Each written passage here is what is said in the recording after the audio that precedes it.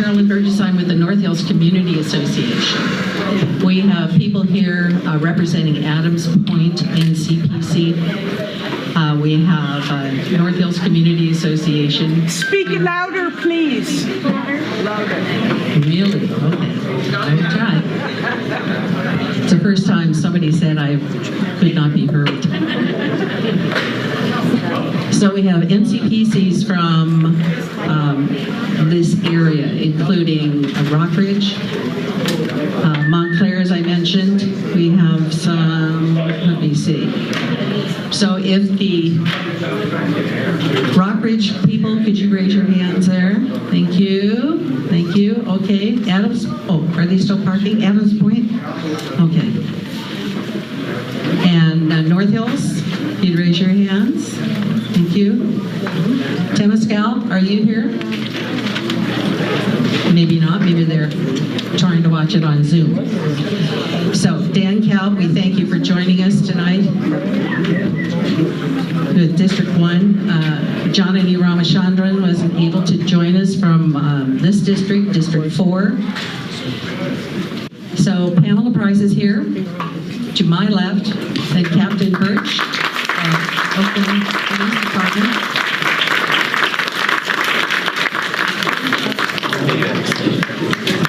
And all those really tall guys over here, I think, are with Pamela. So, some smile, some don't.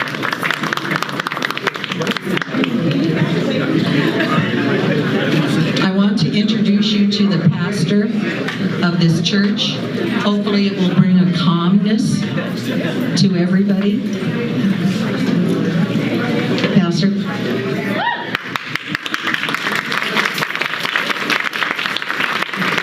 Hello, my name is Ben Daniel. I'm the pastor of Montclair Presbyterian Church, and you know, it just warms a pastor's heart to see so many people in the church. So thank you for coming and joining us here today. And this is not a church event, but you are in our house, which you know we hope is God's house, and whatever your proclivities in terms of faith or belief. I hope this will be a holy experience. Now, I know that it won't always be an easy experience, but holiness isn't always easy. Holiness happens when we come together and we look at each other across divisions and we say, you are my neighbor, you will be my friend, and I may disagree with you on some things, but we're here together because we love our community, and ultimately we love each other.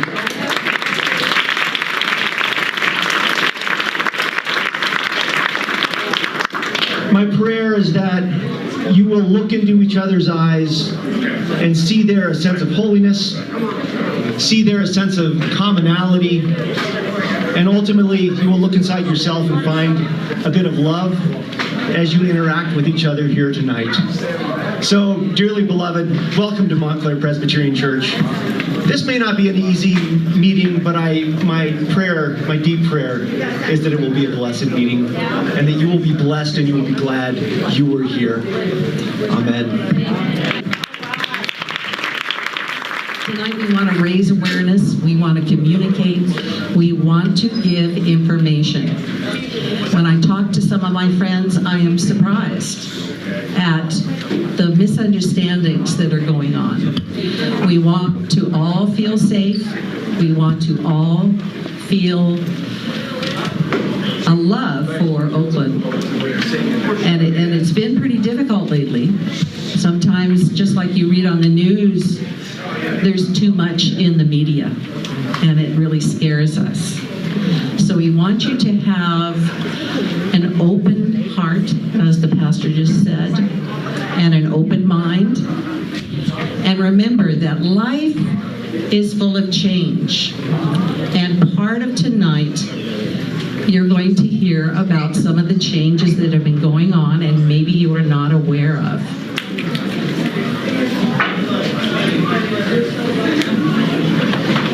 So we want you all to listen and just be open.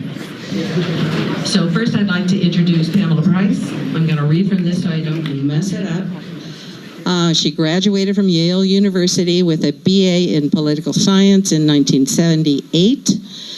She came to California, where she attended Berkeley Law School and received her JD and an MA degree in jurisprudence, and also social policy in, should I say when you graduated? 1982. Okay. She was admitted to practice law in California in 1983, and she is a survivor of the Ohio juvenile justice and foster care system, and was emancipated at the age of 16. So, she's prioritized mental health support and is developing mental health advocacy commission to help address mental health needs of our community. She is the first for the Alameda County District Attorney's Office. So she is the first to do this. So, Pamela.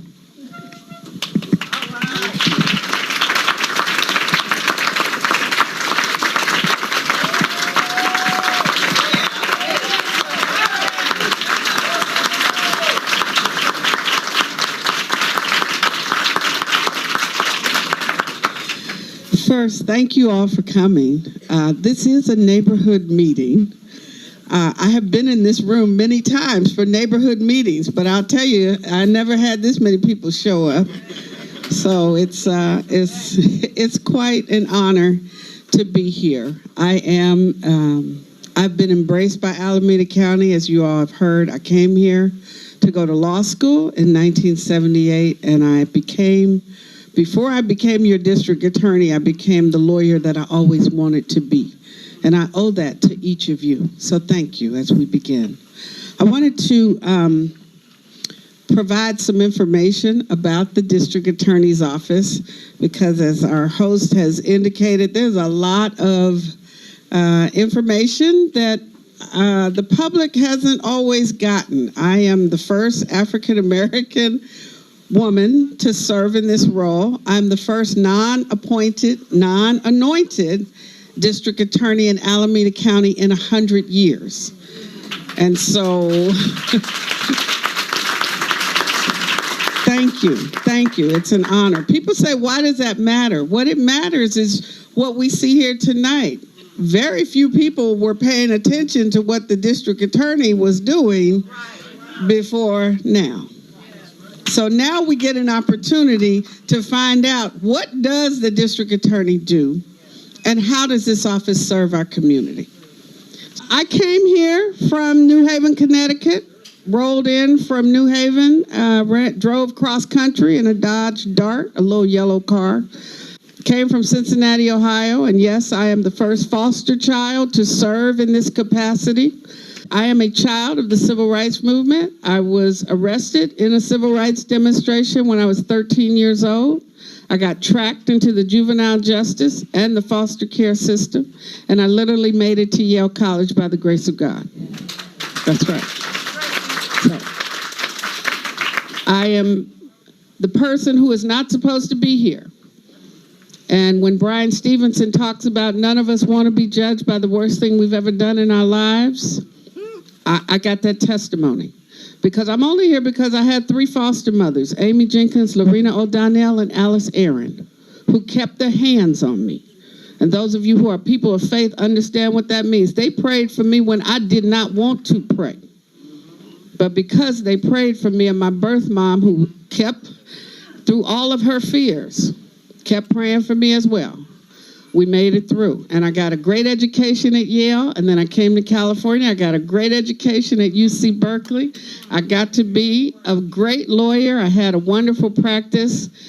And in 2017, a young man said to me, "You should run for district attorney." And I said, "Why would I do that?" And he said, "You need to look at what is happening in Alameda County." And when I looked at the racial disparities for our young people in Alameda County, I could not turn away. I could not say no. I had to say, okay, let me do what I can do. Because you will hear me often say I'm a drum major for justice. And I am a child of the legacy of Martin Luther King Jr., who said that injustice anywhere is a threat to justice everywhere. And I have lived my life on that principle.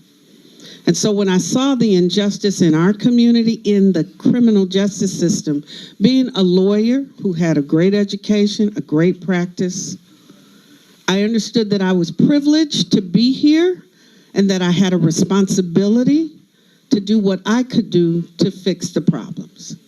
And so those who ask, why would a civil rights lawyer want to be a district attorney? It is because the district attorney is a minister of justice. The district attorney is not the police officer.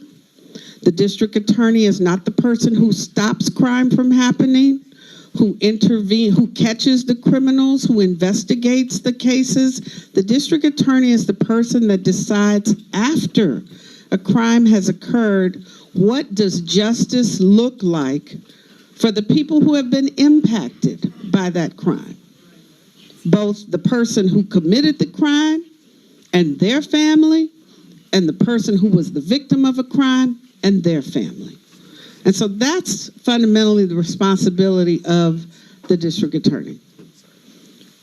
Now we have no signal. Okay. Yeah, just put in password.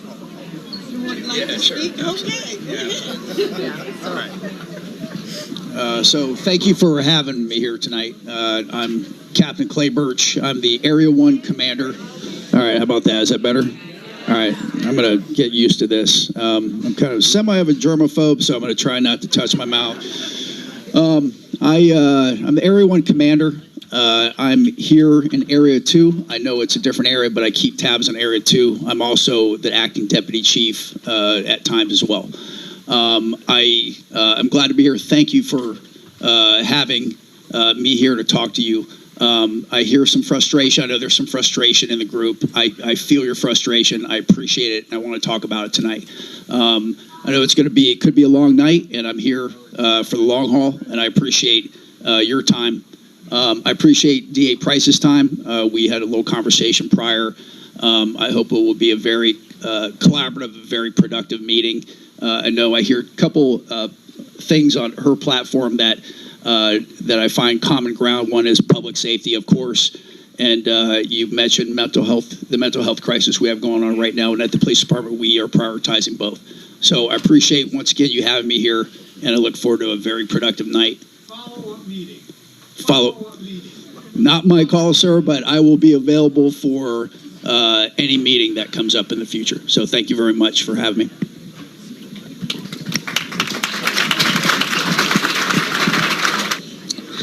I do want to follow up on the follow-up question. My office is committed to engaging the community. I think last Monday I was at the Fruitvale Merchants Association, if any of you all were there. I've also attended an NCPC that is coordinated by Nathan Moon. He's waving his hands. Okay, he called, we came. I spent, 2.5 hours talking to, we didn't have this many people, but we spent a long time. And so I wanted to introduce Austin Bruckner. One of the things that you'll hear about that I have created is something called a Community Support Bureau, so that we have in this time of transition a really structured, institutionalized way for the DA's office to actually engage with the community. I created that, okay? It did not exist when we got there. And I hired Austin Bruckner, who is the Associate Director of our Community Support Bureau.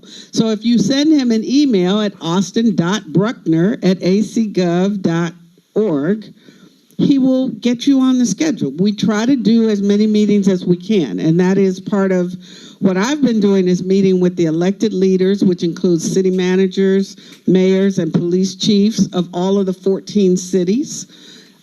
But we're happy to go, and Austin knows it's on the agenda for us to go to any NCPC, because Oakland is unique that we have NCPCs. I know about them, and if you invite us to come to an NCPC, we will. We have done that in the past. We'll continue to do that. Also, we're happy to come. Some of you know I'm happy to come to your church. I am a woman of faith, and I believe that the faith community has an important role to play in public safety. Right. So, all right, we're ready. And the folks in Zoom will join later. Okay, thank you. We lost the Zoom folks, unfortunately. And I know there's a lot of folks outside. We did not, obviously, folks didn't anticipate this, but we're here now. So thank you all. You got here in time to get a seat. Okay. I wanted to start with a PowerPoint of information about the DA's office because there's not a lot of information. DAs have significant decision-making authority. We can go.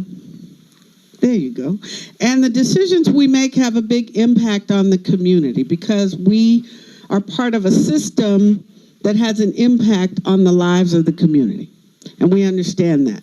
We can decide whether criminal charges are brought to court, what cases are dismissed from court, and to some extent the sanctions that some people, if they are convicted, will face. It's not a unilateral decision, but we play an important role in that. Go. We have a mission, and it is very clear. I rewrote the mission when I took office in January to advance an ethical and equitable system of justice to protect public safety, support survivors and witnesses, and uphold the rights of the accused. That is the constitutional mandate of the district attorney, every district attorney in California, and in the country, really.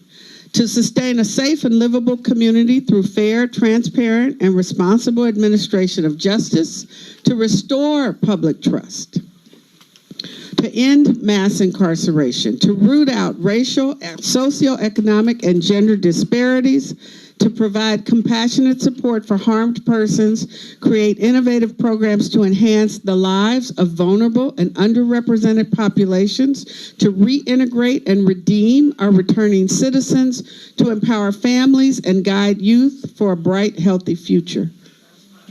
Next. Austin. We have a mandate under the California Constitution. I'm a constitutional officer, which means I don't work for the Board of Supervisors. I don't work for any one of the 14 mayors. I don't work for any of the other 57 district attorneys. I work for you. I work for you. Understand that. I understand that. The California Constitution, the California codes, and case law define the duties of the district attorney. We represent the people of the state of California in criminal, civil, and juvenile matters. The DA investigates and prosecutes crimes and brings civil actions involving consumers, workers, real estate, and environmental matters. We are the stewards for racial justice in the criminal justice system under the Racial Justice Act, and I'll talk about that. We also serve as a legal advisor to the grand jury. Let's go. Next. Our mandate includes a DA victim witness assistance program that provides support and advocacy for victims and witnesses of crime. We notify crime victims of their rights, ensuring that those rights are upheld. We assist all victims in bringing claims for for services and compensation through the state of California, where you receive, that money comes through us from the state. Victim witness advocates are trained to offer trauma-informed and compassionate support to crime victim survivors. We'll have questions after my presentation. Our program includes victims of police violence and emphasizes serving children who have been exposed to or experienced traumatic violence. We have 9 locations, 4 courthouses and the Family Justice Center. The Renee C. Davidson Courthouse is the big white building. The East County Hall of Justice is in Dublin. The Wiley Manuel Courthouse is in downtown or in Oakland. The Fremont Hall of Justice in Fremont. Calico is in San Leandro. That's where we address cases of child abuse and some abduction cases. Consumer Environmental and Worker Protection is in Oakland. The Juvenile Justice Center is in San Leandro. And we have a Victim and Witness Assistance Office in Oakland. And the Family Justice Center. This is our history. Since 1938, Our district attorney has been appointed by the Alameda County Board of Supervisors, or they ran unopposed in their election debut. The sitting district attorney would retire after 1938, and the Board of Supervisors would appoint the chief deputy, his choice, before the election cycle. And this set up a legacy of undemocratic or historically unopposed incumbents who received the offices until 2023. Next. Sorry. This is a theme of our first year. That comes a point where we need to stop just pulling people out of the river. We need to go upstream and find out why they're falling in. That is the transformation of our office. Comes from Desmond Tutu. This is Meet Your DA. You actually already met me, so we will go a little faster through that. Our office includes 150 lawyers, 50 advocates, victim witness advocates, which includes they do mental health. We have advocates at the collaborative courts, at family justice, and we have reentry advocates. We have approximately 75 inspectors, which that was a program that Earl Warren started back in 1938. He started in 1925, actually.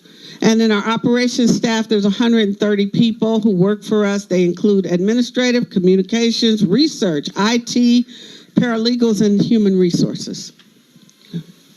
Our bureaus and units include the Criminal Prosecutions Bureau, the Consumer Justice Bureau, the Civil Rights Bureau. We're in the process of forming a Gender Justice Bureau, and we have just recently launched the Community Support Bureau, which I brought in Austin Bruckner. We have an Administrative Services Bureau, an Investigations Bureau, and a Communications Bureau. So, okay, what does the DA need to proceed?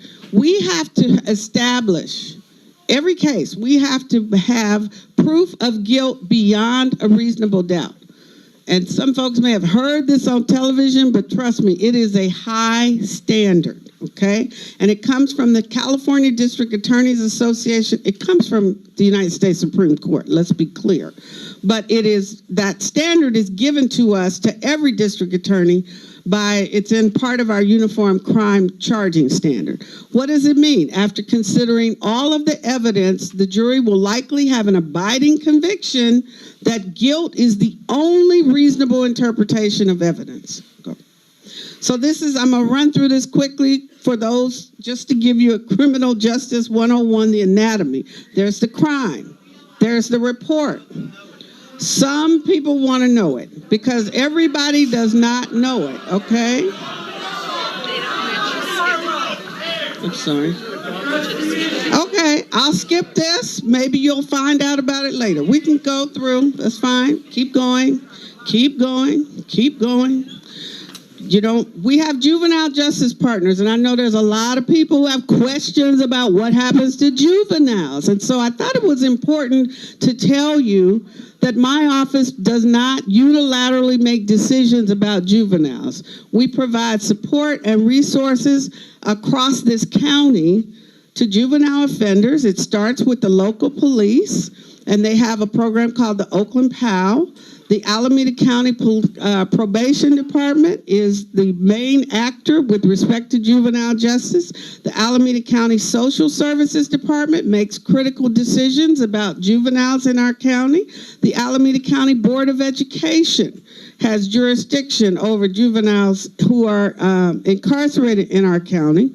And then there are community groups, because sometimes people want to know, what can we do? I've heard people asking me, what can we do to help our kids, to keep them stabilized, keep them out of crime? I thought you should know. There are a lot of community groups in Oakland, in particular, that are engaged with young people. They include the Urban Peace Movement. They include an organization called Courage, Youth Alive, Youth Uprising, and even our Family Violence Law Center, which we house them. They provide services, crisis intervention and violence intervention services for young people.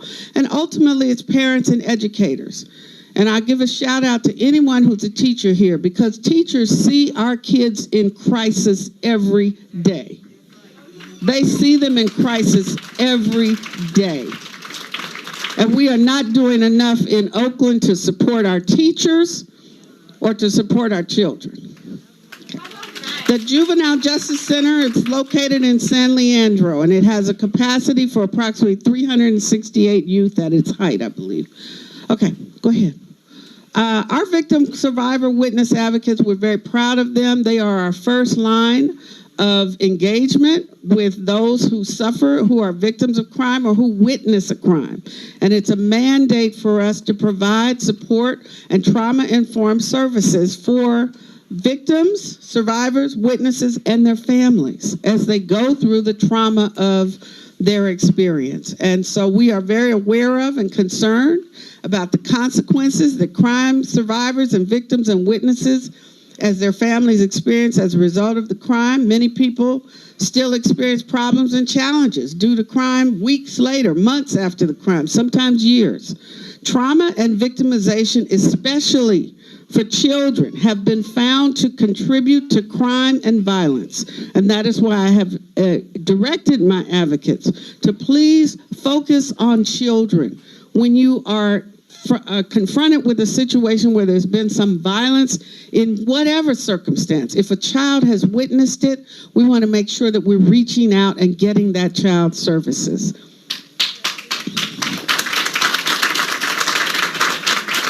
So our Family Justice Center provides resources and supportive services to families and survivors in need, which includes domestic violence and stalking, gun violence restraining orders, sexual assault and exploitation counseling, child abuse and abduction support, elder and dependent abuse support, human trafficking survivors, and that's at 470 27th Street. It's a very vibrant part of our organization. Go. We have the CARES Navigation Center, which I can talk more about later. We can skip that one. In our first 6 months, people say, what has she done? I have onboarded an executive leadership team of the highest caliber. And trust me, that was no easy feat. We completed an office-wide survey and assessment of all the victim witness advocates. We hired more, resourced, diversified, and trained our victim witness advocates. We restored staffing and expanded services at the Family Justice Center. We upgraded and trained the staff on new technology. And some of the technology that was there, it had to be, people needed to be trained on how to use it. We increased the staffing in the felony trial unit. We promoted 7 diverse district attorney office inspectors. We commenced compliance with and training on the Racial Justice Act. We restored and expanded the mental health courts. We established a mental health commission. We established a reentry unit and commission. We created the Civil Rights Bureau. We created the Community Support Bureau. We realigned the Consumer Justice Bureau. And we reorganized the CARES Navigation Center, which we had to take offline. And our hope is that we're going to get that back online. It is a pre-arrest diversion opportunity for people who are in mental health crisis or who are having disputes with folks that don't necessarily require arrest, but they need some kind of intervention. Next. Okay, our Associate Director for Community Support Bureau is Austin Bruckner. He's here. I don't want anybody to go after him, but he is a seasoned community support person, and we are honored to have him and appreciate him. And that's his phone number and his email right there. So, thank you. Thank you. I think I'm going to start off with one of the elephants in the room, which was the 8 juveniles that were arrested. Oh, sure. Sure, might as well get to it. And what happened, maybe Captain Burch can talk about that a little bit. I don't know. It's the deer in the headlights look. And then we will go to what happened after they were arrested. Sure. So with the police department, things are, I'm sorry, I'm going to have to do this. I need one of those little lapel things, but I'll try this. So with the police department, things are relatively straightforward. If we get a case, if we have a crime. We are going to investigate it. We're going to leverage our resources to try to arrest suspects. You know, lately we've been utilizing a lot of our special units, our Violent Crime Operations Center, our ceasefire units, and making sure that we. All right, I'm trying. I'm gonna. Is this better? Okay. I'm going to use the thumb rule. I'm going to put my thumb right here and make it work. So what we do at the police department, relatively simple. A crime happens, and we deploy our resources to make arrests. In this case, with the 8 juveniles, we made arrests. As usual with our cases, we gather whatever evidence we can. Our evidence is limited to what we get. We also follow up with investigative leads, try to gather more evidence. I can't speak to the direct evidence of that case. I don't have all the details. But I can say that, like in all other cases, we do everything we can to investigate that case to the fullest. And then we present that case to the DA's office. What happens after that, obviously, is not under our control, but we are working to collaborate with DA Price on how to make sure that we are presenting the cases in a way that she's looking for, presenting the evidence she's looking for.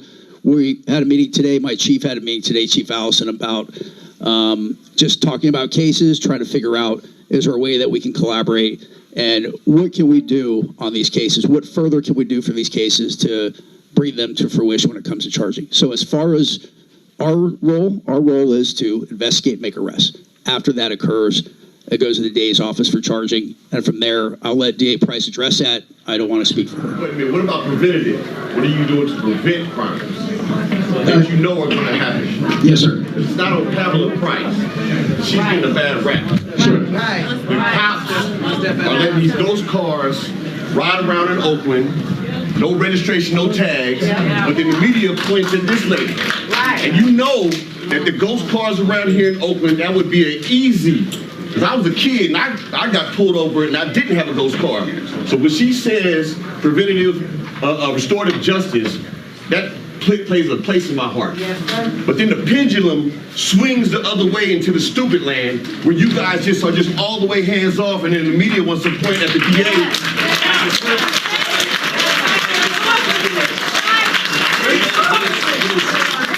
My brothers in blue, I know your hands are tied, but you gotta be doing some preventative stuff. Yeah. You know, you standing here on the corner right here in Montclair, you can hear the bucket cars come up here robbing us blind. You know? Amen. I mean, you know, please talk about preventative, not a crime happens. Amen. Talk about a preventative. Appreciate that. And a lot of people that are here, that I see the room is filled. But a lot of you only can see. You don't know what we have been through. I never knew this lady. When I seen her, I wasn't nowhere to see her. I don't know if God put her in my path, but I was at a convention doing a convention, and I heard her speak. The light that I felt was something that I thought would never come for us. Right. It was never here for us. Yes. Right. You guys just see the outside, but you don't know what the pain and what we have been through. This lady, it's been 15,000 people that's been stood up, and when they stood up, they sat down. They've never helped us. Before she came, the police, and I'm sorry, sirs, but the police, you railroad our children, and you call them gangs. You're gang leaders, the ones in blue. Okay, we thank you very much for speaking up, and I know that is the truth for you. You know, it's a complicated thing. It's a complicated thing. So, the policy in Oakland for the police department does need to be changed, and we have talked about it for a long time. We've talked about it for a long time. So, saying that means so much. Oh, well, I want more of you to come down to City Hall. I want you to talk in front of the City Council, in front of the public safety meetings. Are they here? City Council or the mayor's office? Anybody? The mayor's office? The mayor's office is not here, but let us, we have a short time We have a short time we can be here, and it's important. You know, you got to call them. You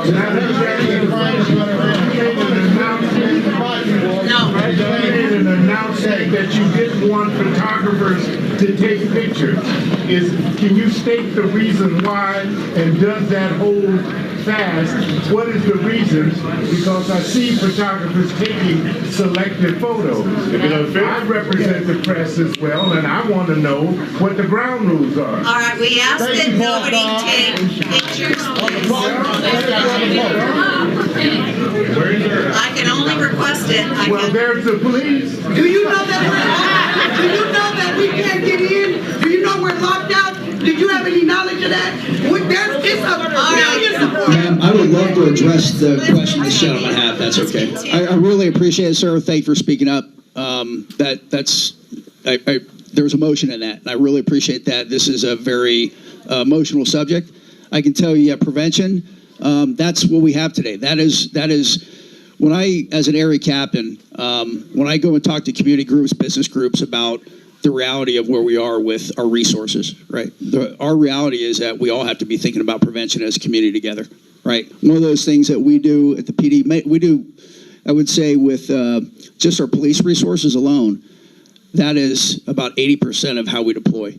In my area, I spend, we deploy police officers, and we deploy specialized units. I actually have units in my area.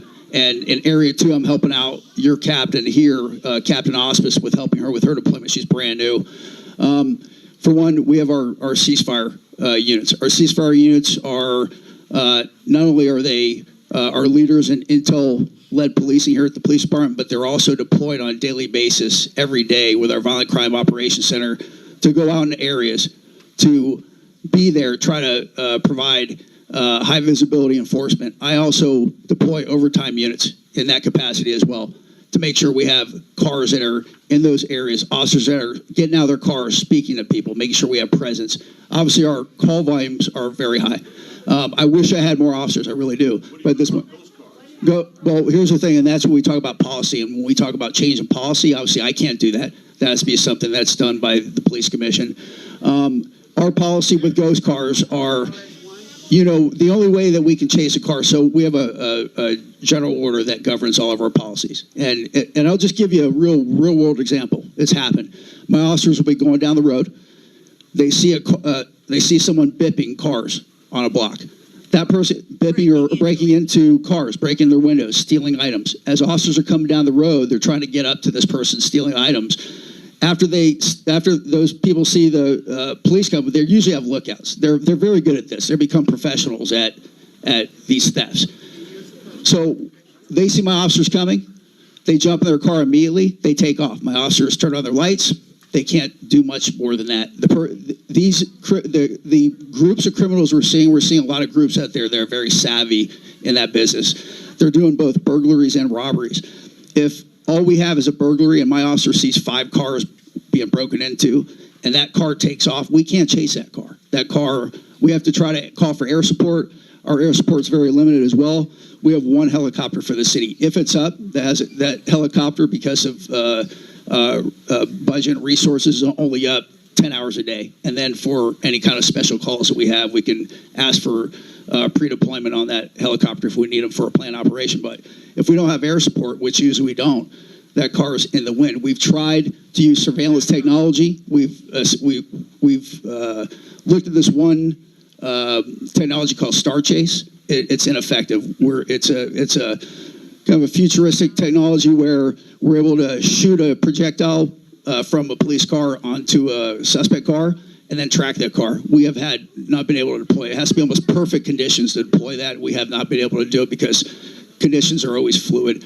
So we can't chase that car. So when we talk about policy, we are governed by policy and we are limited by policy. The ghost cars that you see, most of these, we've come to realize that about 80% of the crime is done by a small group of folks, right? So a small number of folks, but different crews that are doing them. And they're savvy enough to know that if they steal cars, right? We don't chase for stolen cars either. So if they steal a car, if there's a switch plate on a car, and a lot of them are using switch plates or they're using just stolen cars, that's reality. So we see a stolen car breaking into cars. We can't chase for either one. So at the end of the day, they just go. So we are very fortunate at times. Yes, sir. They do. Yes, sir. I understand, but my officers will not break policy. That we just can't. Ask for the highway patrol and the National Guard to come in. San Francisco's doing it. Let him finish. Let him finish. The sheriff's department would help. The sheriff, you gotta ask. You gotta ask. Ma'am, I feel the frustration. Trust me. We're just as frustrated. We can't change. That's what you're aiming to do. You didn't say anything to you. Don't get upset. Hello, everyone. Can everyone hear me? Yeah, because I'm a loud man. Can everyone hear me? All right. So my name is Kalima Pryforce. I am the council member of the city of Emeryville. So that's why I'm going to be short, because I know this is mostly about Oakland.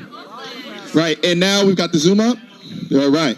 So I want 1 out of the 10 points and questions that is going to be presented here. Yeah, sorry, you could just mute yourself. Yeah. Or just turn the volume down. Yeah, sorry. So technology, gotta love it. So out of that 1 out of 10 should go to Madam DA Price. And that's what's going to be my prediction. The 9 out of the 10 should be going to us as city council. Because that's how it works in terms of municipalities, in terms of local government. We are accountable.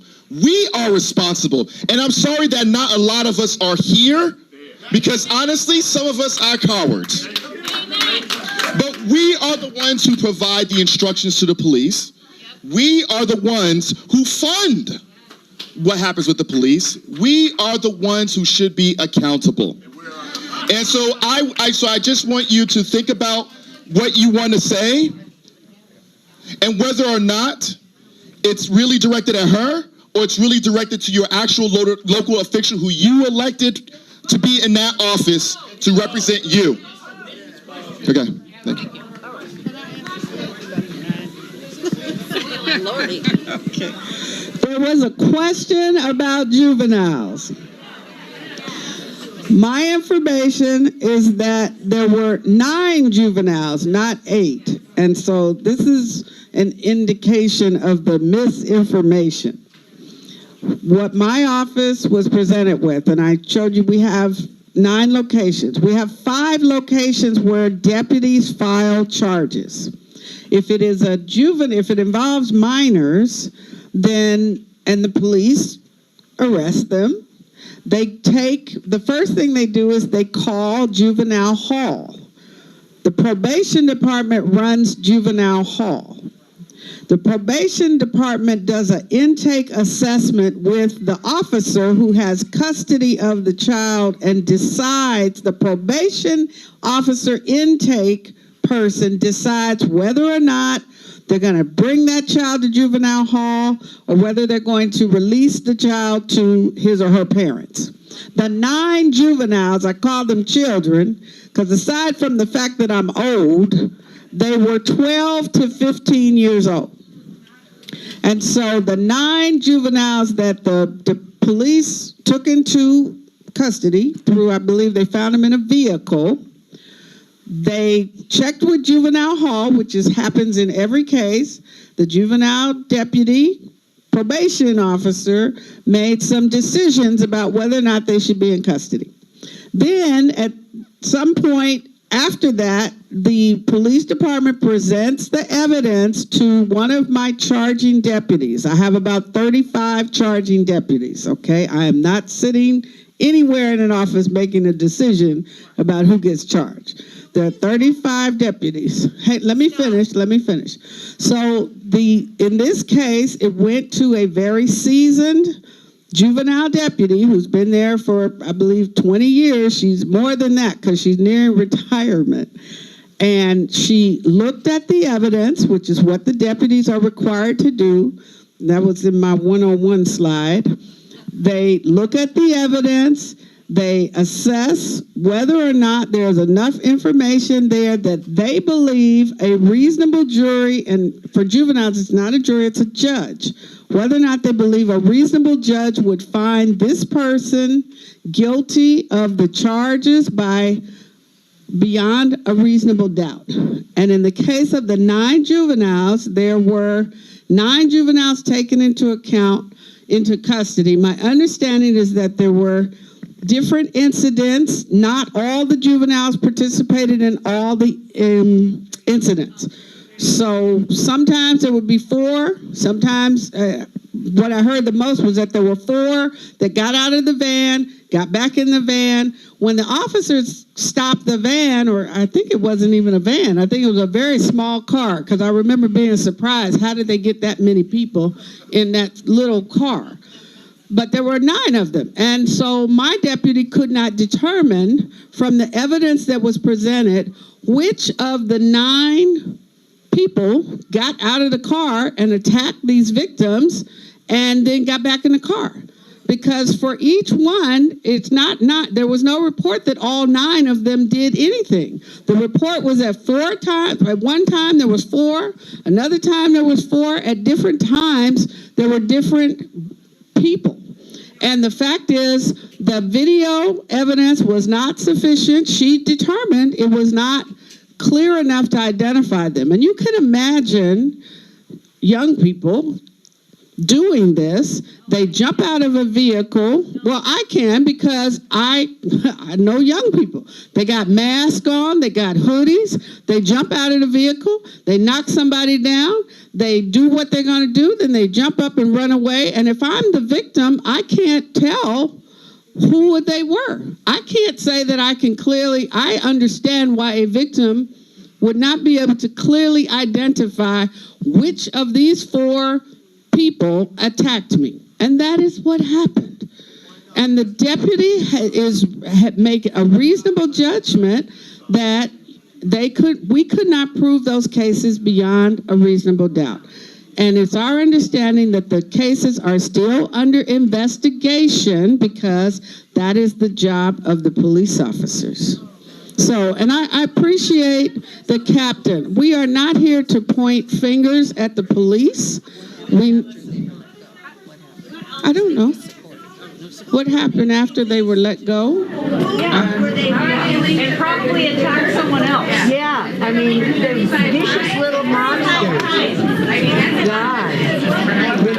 If you are a charging deputy, and I can't supplant, we can disagree about what the evidence is, but if I have a seasoned deputy who is not, she's not acting on a political agenda, she's doing her job. And if she's doing her job, she's following the law, then we have to support her. We can't overrule her because it's not, as district attorneys, we have to follow the law. You expect us to follow the law. You want us to follow the law. And so if there is enough evidence to prove beyond a reasonable doubt that a young person assaulted someone, then we can prosecute that person. And let me be clear, young people are not prosecuted in the sense that adults are. They go to the judge. The probation department is responsible for assessing their situation. They look at the family situation. They look at what the child has been engaged in, and they make recommendations to us and to the court about what should happen to that child. And generally, probation, what they explained to me, in order for them to take a child into juvenile hall, that it has to be the most extreme danger to public safety. And that is their standard. Their standard is a high standard, and there are numerous, our county is one of all counties across the state have been asked to decriminalize young people. And so our county has adopted that as a policy. And there's a group, if you're not familiar with them, it's called Free Our Kids Coalition. They are regularly advocating for themselves and for young people in this community, and they are regularly being in communication with the Board of Supervisors. And that's where we are right now. Yes, ma'am. I don't know where these children are today. They don't live with me, so wait a minute. I can't hear you. I'm sorry. One at a time. Blue raised her hand. She raised her hand. She was next behind her. What have you done to victim? Let her talk. Kids, because according to your theory, these kids are at risk. They're out committing crimes. 12, 16. And what have you done to the district attorney's office, the question, I'm sorry, if we can, let me say her question. What have I done to follow these kids? The district attorney's office does not have a division or a deputy or the budget to follow kids anywhere in this community. It is not part of our responsibility. We created the Community Support Bureau, but again, it's not our responsibility. We need more programs for young people, but I don't have the budget, and it is not my responsibility to create that. Go ahead. Oh, I'm going to invite Councilmember Kalb to come up. My understanding is you were part of the panel. Go ahead. I cannot hear her question. Okay, please sit down. Sit down, please. If we continue this, we won't be able to hear. And we only have a little bit of time left. Dan Kalb. Okay. That's fine. Individually. Okay. I just wanted to ask a question. All right, we're not going to be able to have any meeting if people keep on calling out. All right? So, shh.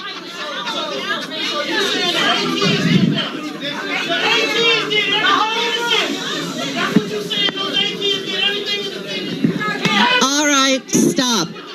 Stop, please. This is my son. He wants to say Let's get some calm here. And I don't know what your statement is, so hold on. Sure. I just wanted to ask a question of the DA.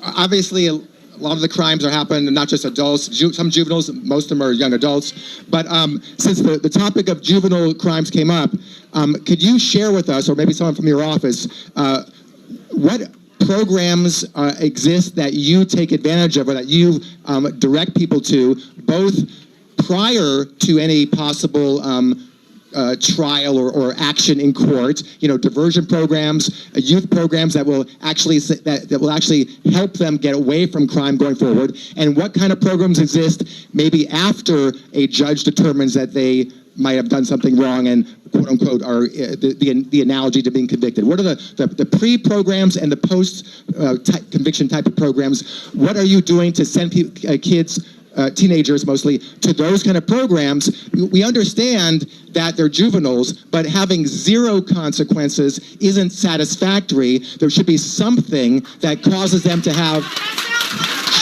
There should be something that leads them to, at least most of them, we're not going to have zero crime, but leads most of them away from that world. What does your office do?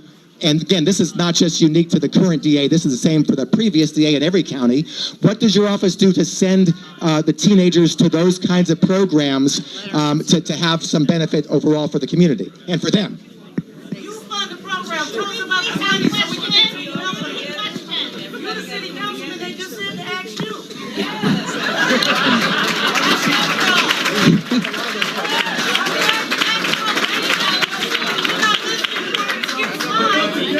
Stop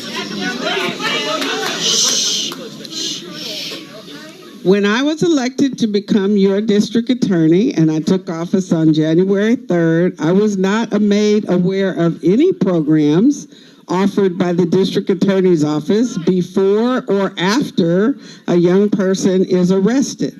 And in the 6 months that I have been there, we have not created new programs for young people before or after they're arrested. The Alameda County Probation Department manages young people. And if you want the Alameda County Probation Department or, the city of Oakland to provide those kinds of programs, then you should take that to the Alameda County Board of Supervisors, okay? I understand what you're asking, Dan, and certainly before, when I was in private practice, I spent a lot of time working with youth organizations, with young people, trying to give them jobs, the Richmond Youth Organization, the Oakland Summer Youth Program. I employed young people in my office. I went to events where young people were talking about the things that mattered to them. But I'm no longer in a private capacity. I am working every day, sometimes 12, 14 hours a day as the district attorney. And my job does not include doing the things that you're asking about. It's not.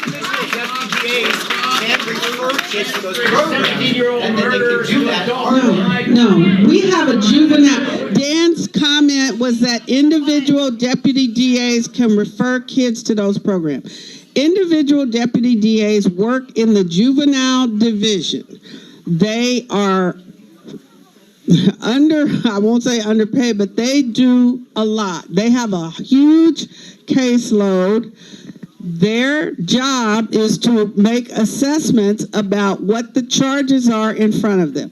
The referrals that you're mentioning are made by the probation department. That is how our system is set up. Probation makes referrals if they think a juvenile, they don't do pre-trial or pre-arrest referrals because they don't have jurisdiction. And we don't have jurisdiction over young people who are not charged with a crime. So we can't refer someone who is not charged with a crime. I want to say, I'm sorry, don't, hold on. I told you, go to the Board of Supervisors, go to the City Council, because we live in Oakland. We have one City Council member here. There's, 7 City Council members. They need to invest in young people. Let me say this. One of the things with respect to... members and the mayor is not here. I cannot speak to that. What I can say, I wanted to share because there were some... Yes, this lady is talking about being a victim. My understanding, we are not...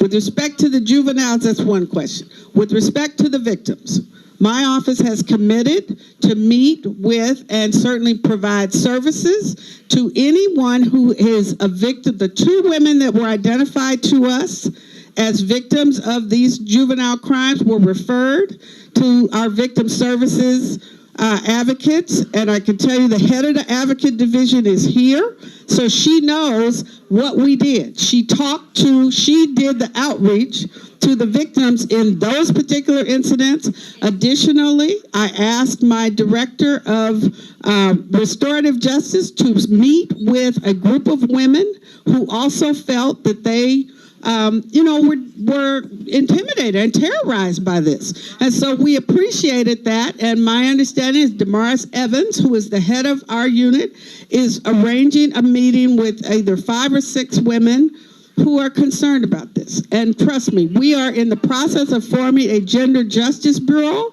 because I understand that women are vulnerable, that we are prey, that we have long been preyed upon, and that it is one thing that I can do as a district attorney to address violence against women. And we are doing that every day. Go ahead. Yes, ma'am. She'll need that. Oh, no, we can't do it. You'll need to.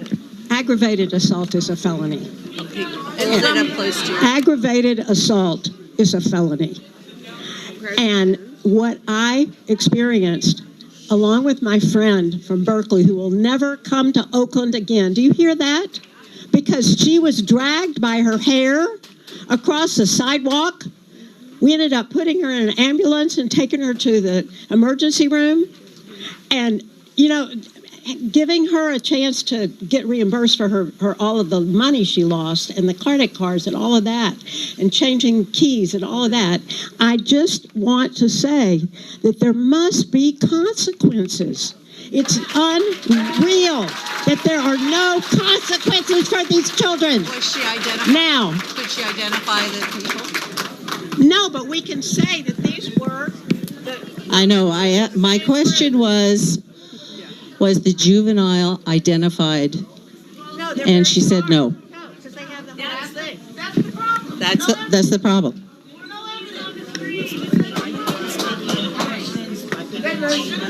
Well, if they just well, you want to handle it? Yeah. Hello, everyone. Excuse me, sir. We still have to respect one another and do this in an orderly manner.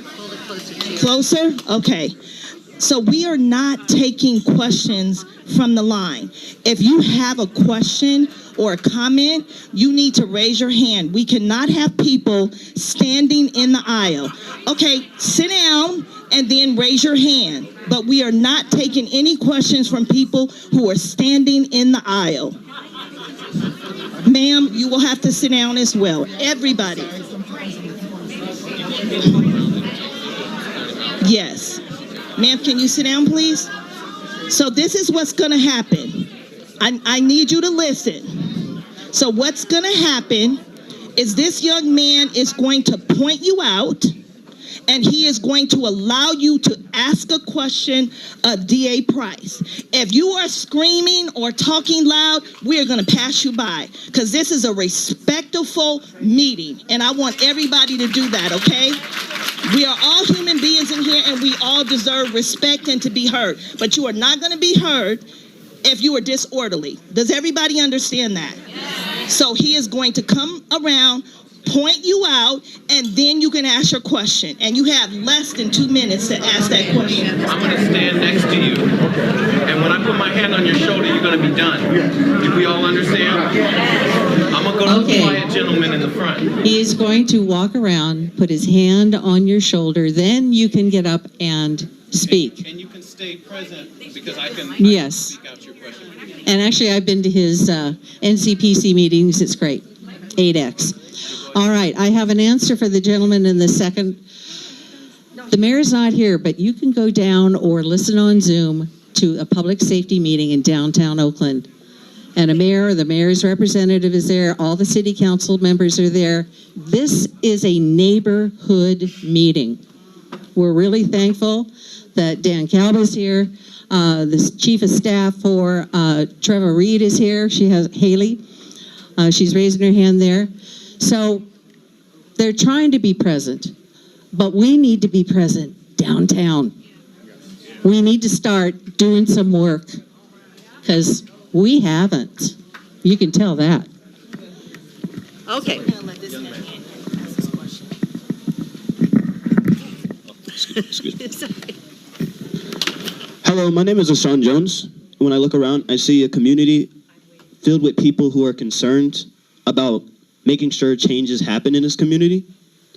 But before we can get to most of what we want to get to right now, I'd just like to say that being here has been a huge waste of time, mainly because the community failed to unionize, right?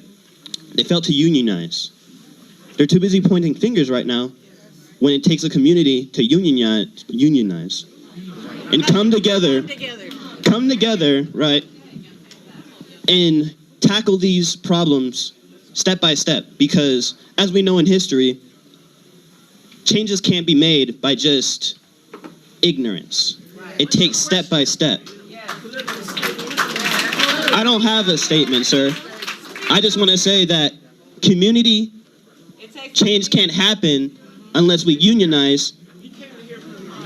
Yes. Thank you. Right. You know, got it. And I just want to say,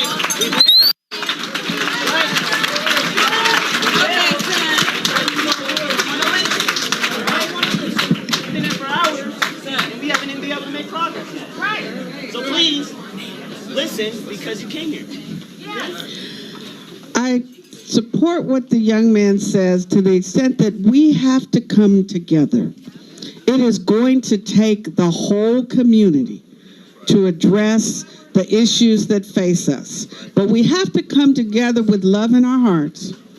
We can't come together pointing fingers and shouting at each other and being angry about how somebody's not doing something or what they're doing or what do we, we really have to come together to find solutions. What I have said to each of the 14 mayors that we are meeting with, and we met with about half of them, including the mayor of Oakland. I met with her twice. I got to meet with Chief Allison today. We got to I've met with Ceasefire twice. None of us are going to be able to solve these problems by ourselves. And he's right to the extent that it's going to take a village for us to really grapple with the issues that concern us all. Everybody wants to feel safe. All of us got a story about somebody, either us personally or somebody we know who got hurt.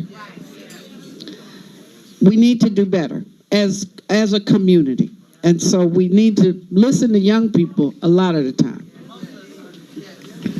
Okay, we're ready for a question. We don't want stories. We have a limited time, okay? Questions.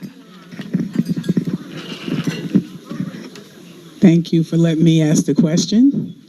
This is really about, for me, a question regarding how these youth get into this position.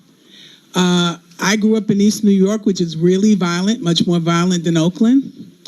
I know what kept me and my siblings out of prison, my parents, my teachers.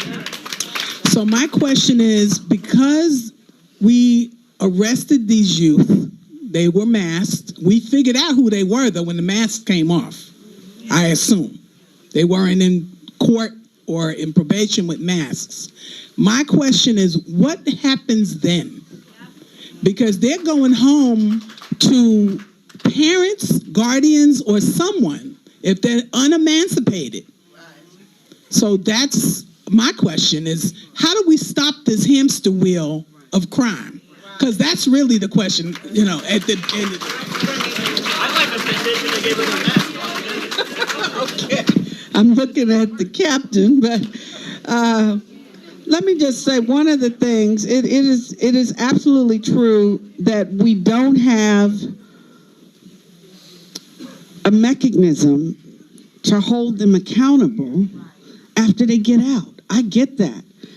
What I said to my team was, can I, as the district attorney, send a letter to the parents or the guardians and say, your child has been, identified as perhaps having engaged in some criminal activity.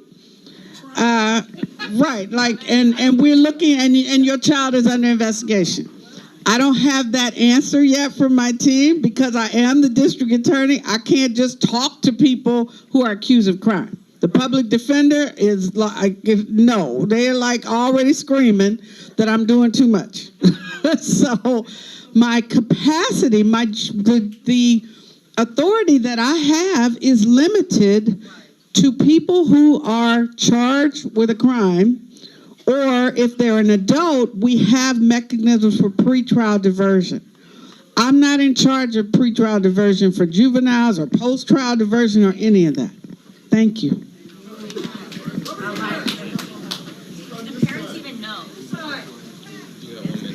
Well, that's the question. Do the parents know? Ma'am, dear Price, I voted for you.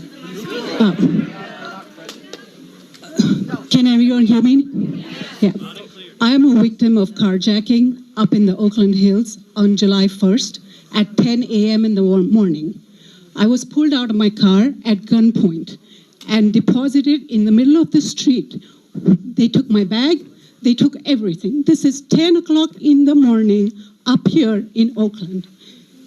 Dear Price, I voted for you, and today I ask you, I don't feel safe here.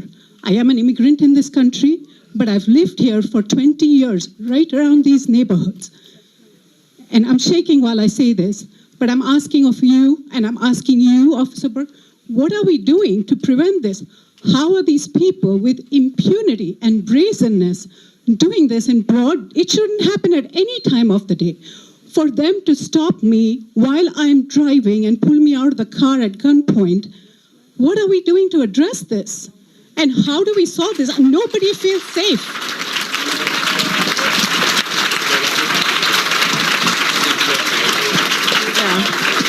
This is a question for Officer Burch.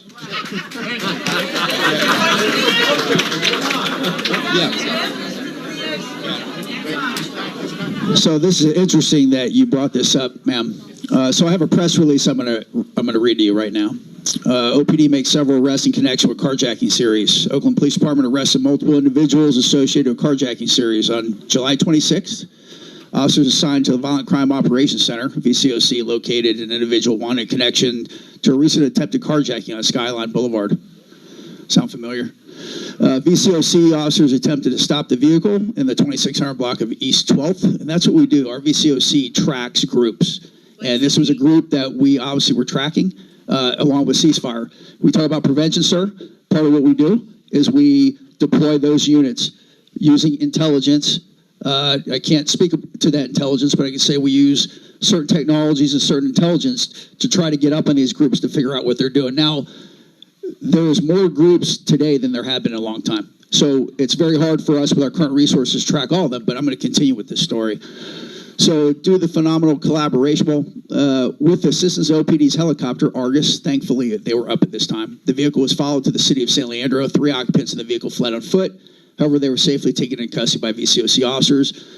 Due to the phenomenal collaboration and coordination of OPD's Criminal Investigation Division, VCOC Intelligence Unit, and Patrol Division, 3 individuals were arrested, 2 male, 1 juvenile, all of Oakland. Investigators have connected all 3 individuals to multiple armed carjackings in the following areas: Tompkins Avenue neighborhood, Crestmont neighborhood, Sequoia Heights neighborhood, Piedmont Avenue Southeast neighborhood, and Skyline Hillcrest Estates neighborhood. Multiple search warrants have been executed in relation to the individuals in this case. This is an ongoing investigation. The background of the 2 cases. That's not her case. Okay, you sure? Because I can say the Oakland Police. So 2 cases were the background. So 2 cases. Hold on. 2 cases. Oakland Police Department OPD is investigating a carjacking that occurred on July 21st, 2023 at the area of Keller and Skyline. No, an Oakland Police Department is investigating a robbery and carjacking that occurred July 23rd, 9 p.m., 12-100. Okay. I thought it was the 21st, but here's it. Okay. Okay, hopefully, ma'am, with this work, with these, no, they do it in groups. Hopefully, we are able to glean some information about your case. That's hopeful. So just regardless, this is an example of what I hear almost every week to almost every other day. We're out there constantly looking. We're using technologies where I'm hoping we're going to find the suspects in your case. Just so you show OPD's not asleep. We are doing everything we can. We feel your frustration. We deploy daily. We meet every morning at 8 a.m. Just to let you know how committed to our community we are. We meet every morning at 8 a.m. We talk about all of the crimes that happen, including the carjackings, all the shootings, all the murders, and most of the time, robberies. We talk about them all. We talk about what we're doing, how we're going to follow up with them, how we're deploying our resources, do that on a daily basis, 8 o'clock every morning. Every Monday, we have about a 2-hour crime meeting going over every one of these. Every Thursday, we talk about every single shooting that happens in town. We have our federal partners in the room. We have probation. We have our county resources. We have all of the special units in town, from federal partners, state partners, OPD, and we talk about how we're going to solve these cases. So we're actively trying to solve these cases all the time, using every single resource we have. I hope we are able to solve your case. Maybe we'll get something from this case. It sounds like an area that's somewhat similar to the area you got carjacked in, and we're hoping to glean something from it. But we will actively continue to do what we're doing. But this is just one example of arrests that I see on a daily to every other day basis.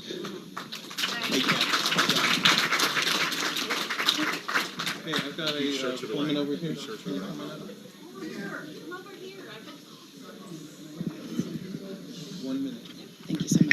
Hi, everyone. I'm Shakira. I am a Oakland native. I grew up here. I'm also on the Kono district. I am a business owner and a resident in Temescal district, so you'll be hearing from me soon. I want to say real quick, as a board member, we don't have enough seats filled, so all of you are in different boards. You can be on committees, you can show up. I am the only person that looks like me in most of these meetings. As a millennial, I want to just say most of y'all in this room are like my parents' age, and I'm really, really disappointed in you guys. The way that you are talking to each other in a church, this is a sacred building, and y'all are acting like we're outside. I want to just remind you right now that the board that I'm on, Kono District, has been effed up my entire life, full of drugs and just a hot mess. And the fact that I'm on the board right now, we are specifically asking for OPD to foot patrol that Telegraph area. I also bartend, shout out to Somar, and every weekend there is OPD blocking Telegraph and Broadway from 17th to 20th, and that is a waste of time, a waste of money, when you could be really doing work. Small businesses like mine are getting broken into, and you guys don't even have grants anymore to supply us with money to fix the broken windows. So what I'm saying is there needs to be actual work. Maybe the business owners need to get together and then send the Oakland PD a bill.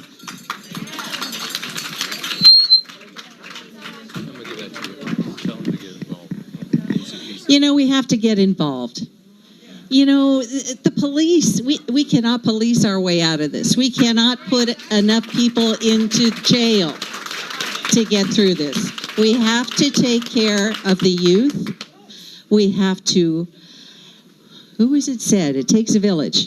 Well, you're going to have to get off your butts. You know, I've lived here long enough and I haven't seen any changes other than tonight. I just like to say something really quick about that. So, and I appreciate your comments. I will say that we can talk afterwards about my shutdowns. Those are my shutdowns, and they will have had a dramatic impact on crime, actually, for me. So they've actually done a wonderful job. I had 4 murders at the beginning of last year, multiple shootings. Since then, I've had no murders, and my shootings have been almost none. So they have had a dramatic impact. But I do hear what you're saying. So I do believe that business owners and folks that manage businesses in those areas are impacted. And for me, what I'm doing in Area 1, I'm trying to push to Area 2. I'm working with a business improvement district for Uptown, Downtown. They have an ambassador group, and I'm taking their ambassador group, and I'm looking at crime data. We're looking at it together, and I'm overlaying my crime data with theirs and making sure that we're all matching up, tracking the same thing. And what I'm able to do with their ambassador programs is be able to deploy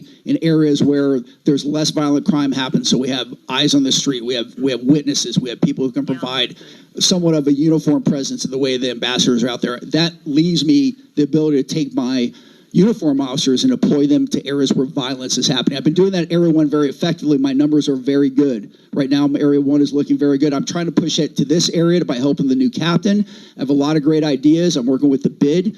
I'm trying to work with the Kono district bid as well. I've spoken to, I believe, the administrator for the Kono, or the director of the Kono bid, had a great conversation, and there's some technologies I want to deploy up there as well that I've deployed uptown and downtown that have been very critical and very pivotal in helping to solve crimes. I'd like to push that network up in that area as well. We are doing things, folks. We're trying. And at the end of the day, we just all have to get involved. I agree. As a community, we have to get involved. I can't do this job without you. I need you.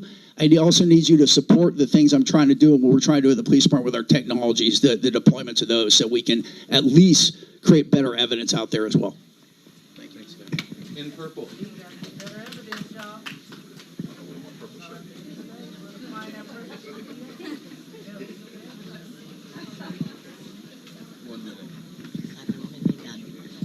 I'm just here to remind you, Carolyn, please just start reading the neighbor-submitted questions that were submitted in advance by the residents of Beat 13Y. Can I do that? Maybe you can do one of those and then also take a question from the floor.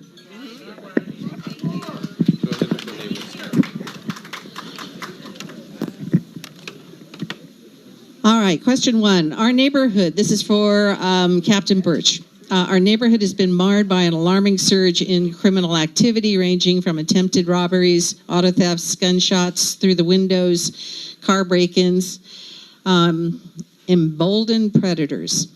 On the instance, I have needed to call OPD several times over the past 2 years, specifically including an instance of potential child endangerment. The phones are busy. I guess he means 911. And I put on a hold for 30 minutes. What is being done to increase the police force numbers and also the money issue? Imagine issues that we do not support our law enforcement agencies. So, 911 operators. And then that's a dang Kelly question for money. Could always use more money. So, to address the dispatch issue, and I know that that is something that we looked at. I know that the grand jury looked at as well. There's a grand jury report that we are reviewing right now. We're reviewing their suggestions, and we're looking at a lot of their suggestions very seriously. Just to give you an update with dispatch, I anticipate we might talk about dispatch tonight because I know that's been a pain point. We're right now, fortunately, we are budgeted overstaffed in dispatch by 10. We've been down, I think, 15 positions. We're trying to fill those 15 positions right now. And then we're budgeted to go 10 more. So we're hoping to get 25. We're actively recruiting. We have dispatchers in academy. We have dispatchers in our training programs. I did look at our call data. Most of those delays are on our non-emergency line. Our 911 line is not perfect. Of course, you know, with cell phones, 911 usually goes to CHP and then to us. So there's a delay there. Do I think that's a systematic problem? Yeah, I do. I think that is there a way to route it smartly? I wish that we'd figure that out as a nation, right? No, she's just going to the bathroom. Oh no, yeah. Give her a break. Yeah. No, she is, folks. Please, can I just keep it moving on this? I want to give you this information, please. We just so you know, we took almost 1 million calls for service this year. We're one of the busiest police departments in the entire nation. Of those calls, we fielded about 30% of those. The other 70% were calls that we usually don't field. They're either repeat calls or they're calls for fire, they're calls for medical, they're calls for things that programs like Macro would be doing, right? So we have to triage those calls when they come in. So what we're trying to do actively now is we're trying to actually look and speak to these other city agencies, OFD, EMT, the EMTs, whoever we're using now, Falk, and then Macro. We're trying to figure out a way that we can get direct contact so they can take those calls, right? Because our phone lines are being out of 1 million calls, 70% of those aren't even PD related, right? So at the end of the day, that's a lot of calls to filter through. And if we can loosen up our dispatchers in creative ways, such as have those calls be routed smartly to those individual city units, that we like to do that. So we're working on that. We're actively working on things like this. At the end of the day, we have revamped our training program to make sure our dispatchers are receiving gold standard training. So we're rolling them out, but we're rolling them out maybe a little bit slower right now, but we're working at full capacity to try to do that. So right now we are short, but we're working up. But just hopefully to ease your mind a bit, 911 calls are the least impacted of our calls. Most of our calls that have delays are the ones that are non-emergency. We are looking, grand jury had 7 findings and made 12 recommendations. We are actively reviewing those right now. We actually have had a meeting about that this week, so we are looking into that. So thank you for asking that question. Very important.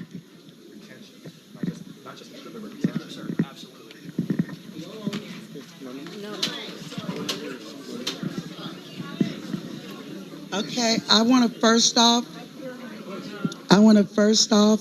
apologize for the way I came off, but I don't know how to do this. I've never wanted to have, because I never felt like it would help or anything, or I had a chance at, getting something done or something being done right. Now that we have this lady, Madam Price, in office, it makes me want to look. It makes me want to try to understand how this go, and maybe some righteousness is come. I've never wanted to look. It was just too much, too confusing, and I never felt like there was a chance in the world to see me and who he was until this lady came. I want to now, and I don't know. I never did this before, so I know I may have shouted out. I may have said some things and just with rage because I don't know how. And you make me want to learn how to do this. You make me want to learn. And because I feel, okay, you're welcome. I just want you to know.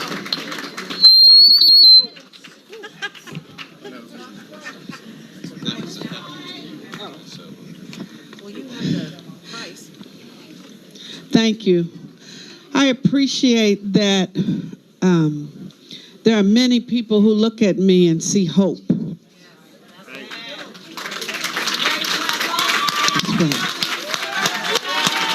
I appreciate that.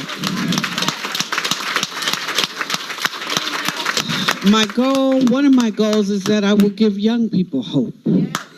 That because I was on doing some things that I shouldn't have been doing. But because some people believed in me, that they helped me find another way. And I think that that is the challenge for each of us. We passed over quickly my slide, but I will tell you, I urge you to volunteer with Oakland POW. Volunteer with the Urban Peace Movement. Volunteer with Courage.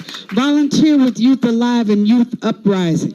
If we want to see young people have a healthy, bright future in this community, we got to put in the work to help them get there. So, thank you. Paula. Over here. Over here.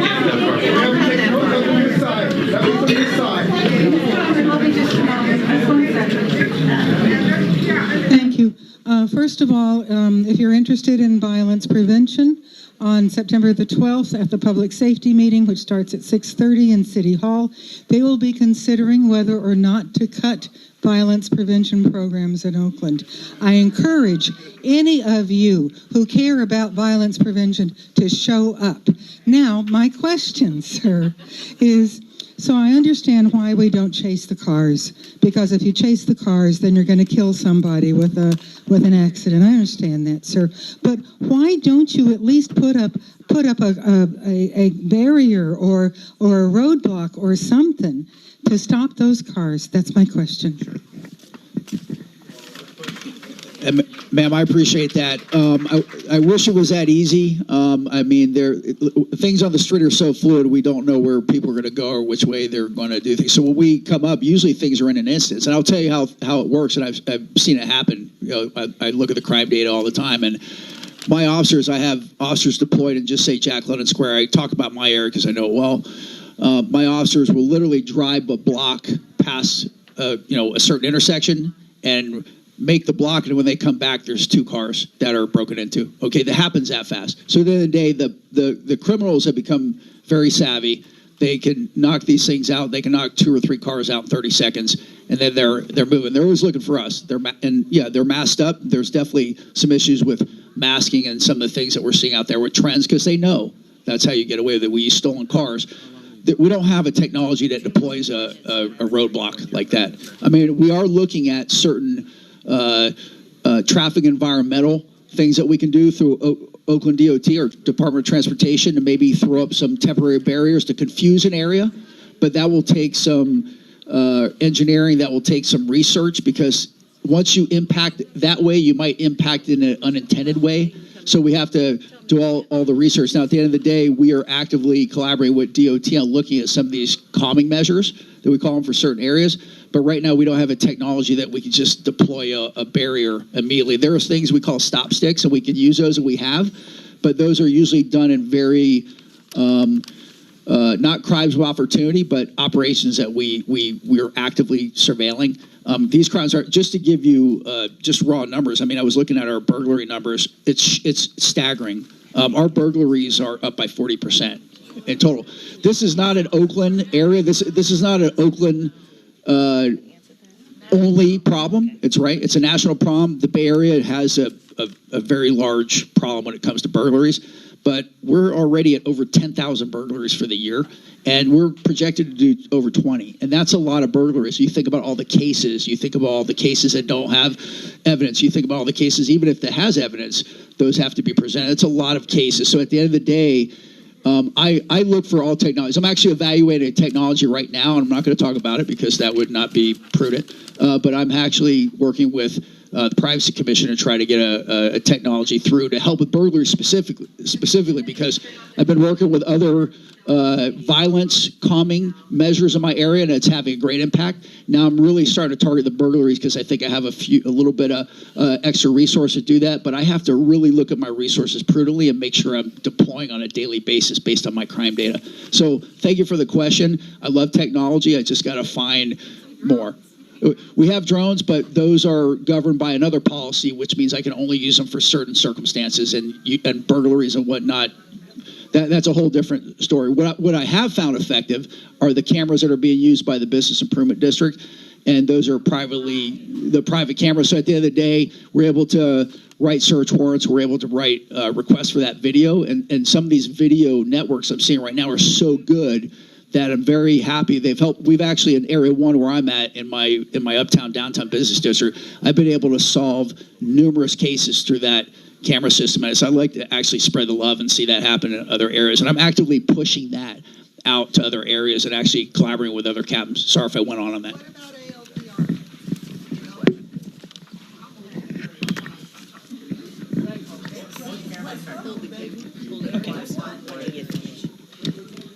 So I'm going to read a question that was actually generated through email, and it's for DA Price. What specific evidence does she need in order to prosecute someone for a violent attacks?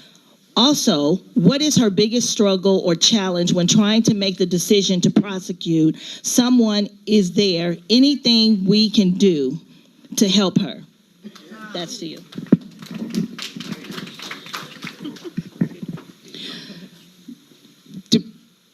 The decision to prosecute is made by one of 35 deputies across Alameda County. Our goal is to standardize and train our deputies to make the same decision whether you live in Livermore, Pleasanton, Oakland, Berkeley, Piedmont. That is the role of myself as the leader of that organization. The charging deputies, we've put in place some policies. We got there. We tried to assess what are you using as your criteria for charging, other than beyond a reasonable doubt. We're still working through that because they each have been trained differently. Some people, it's a mishmash. And so we're just starting the process of getting standardization. Every case, however, is different. One of the slides I skipped over is charging 101. The deputy has to look at the person. Did a crime occur? That's the first question. Did the person who you are looking at commit the crime or was accused of the crime? That's the second question. And then can a jury find that person guilty beyond a reasonable doubt? And that depends on the case. I will tell you today, my chief deputy and I were asked to look at a case, and I can only look at cases when the deputies ask me to. And as the captain pointed out, we look at 40,000 cases approximately on average a year. A DA cannot look at 40,000 cases. A DA cannot look at every deputy, what every deputy across this county is doing. It takes place in 5 different locations every day. We are charging people. Today, we were asked to look at a case where a gentleman was accused of 4 robberies. And we were excited about this because we could see that there was evidence.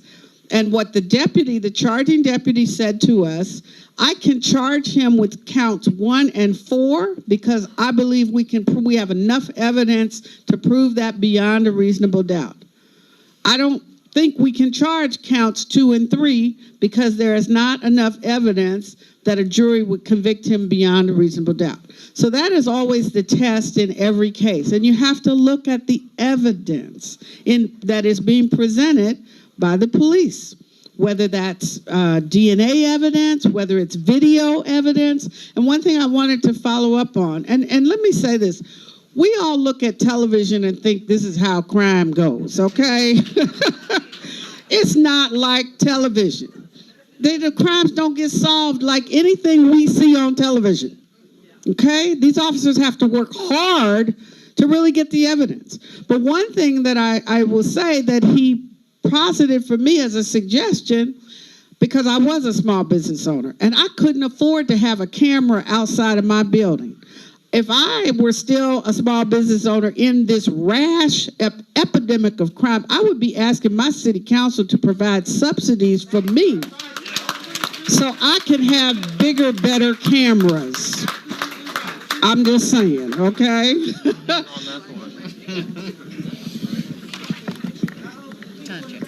We just want to do a time check at this time. We have 5 minutes before 8, so we're going to take one more question, and so Nathan will come and choose that person.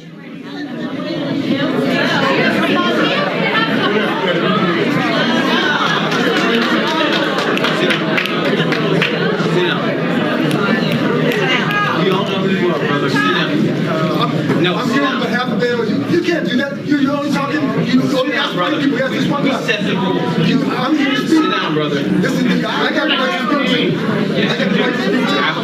See how it is? No, because I'm here. No, bro. Don't put your hands on me again. Now we have to speak. I'm here on Bam Price's behalf. I'm saying when it comes to. Okay. All right. We have nothing more you can do. Okay. That's enough. That's enough. Well, he's filling up the last 5 minutes of the program. I got some good news. Like a 911 system. That is the number 2 911 in the system in the country. It's so slow. And the second one is Richmond District. Richmond, the city of Richmond, it has a slow 911, which causes what? More homicides. If you have a slow 911 system, you get more homicides. Now, there is okay. One more 10 seconds. 10 seconds. 10 seconds. I am sick of the Bay Area media being noise and people going after it. And every news station going after Pam Price. I find it discriminatory. Every news station says something that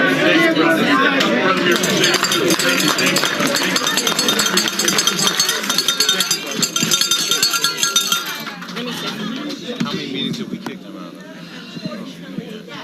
Okay, if we can get back to order in the room and respect right now. So, DA Price has said that she would like to take 5 more questions, and we're going to do that in a very respectful way. When Nathan comes and calls you, you will be able to come up to the microphone. Question. Yeah. Thank you, DA Price. I think it's been clear that the police have very limited ability to do anything about crime, and they definitely don't do a lot to prevent crime. So I want to talk about what you all can do. So the original intent of sentence enhancements was to deter crime, but study after study has failed to find any evidence that this has worked. Enhancements do not deter individuals from committing future crimes, do not reduce recidivism, and do not increase public safety. So your office did put out a policy, and I want to know, what is your office hoping to accomplish by limiting the use of sentence enhancements?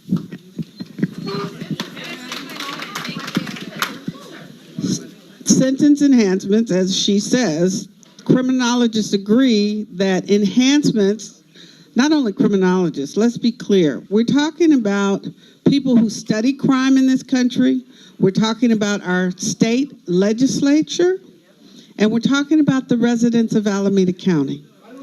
Studies have shown that adding sentence enhancements often increases recidivism, that it is racially biased and applied in a racially biased way, and that it costs us taxpayers huge amounts of money. So in 2011, under the direction of the federal judge, the state of California was ordered to reduce the prison population. In 2012, we were asked as residents of Alameda County, as across the whole state, the state was asked to vote on Proposition 36, Over 75% of us who live here voted in favor of Proposition 36 to reduce and eliminate 3 strikes. That was the first step. In 2014, over 70% of us voted in favor of Proposition 47 to reduce the harsh sentences, long sentences, and felony charges. In 2016, over 70% of us voted, 2018, over 70% of us voted in favor of Proposition 57 to stop charging juveniles as adults. We voted consistent with the direction of the California legislature, which has passed law after law after law, and as lawyers, we have to follow the law. The commission in 2017 issued a report that was set up by Governor Newsom to look for the first time in decades at our sentencing structure. And they recommended that we stop using enhancements the way that we have done it consistently for the 3 reasons that I said at the beginning. Number 1, it's costing us a lot of money. And think about that. When we incarcerate, so an enhancement adds 25, an enhancement can add 5, 10, 15, 25 years to any sentence. So if I charge you with a robbery, let's take the case, the young man in Pleasanton. He was killed by a woman. She is charged with homicide. That carries 25 years to life. The request of certain people is that we add an enhancement that will add another 25 years to life, okay? By the time, if we continue to do that for everyone just automatically, by the time that person is released from prison, because these folks are going to be released from prison, we're going to take care of them because they won't be eligible for Social Security. They probably won't have family. They're going to be either on the street, they're going to be on public assistance. We're buying people when we use enhancements without regard to whether it fits the crime or not, okay? There's another case that we were asked to prosecute. It may be in the news. I think it is in the news. Young man robbed 2 women. Violent assault. Outrageous behavior. Totally unacceptable. We are not having it, okay? We charged him with a robbery charge and an enhancement. He's facing 13 years. And some more time because he was on parole. There are some people in that community that say I should charge him. This is his second offense, that I should charge him with a 50 enhancement. One enhancement carries 50 years, another enhancement that carries 25 years. Total enhancements 50 years. So 50 plus 13 is 63 years. I'm being asked to incarcerate this person. When he comes home, we are going to take care of him. So my office is in the process under the mandate of California legislature of resentencing people that have been incarcerated for 40, 50 years. If I am trying to do that because the legislature says this is what I have to do, why would I contribute to the problem on the front end if I'm trying to fix it on the back end? That doesn't make any sense to me.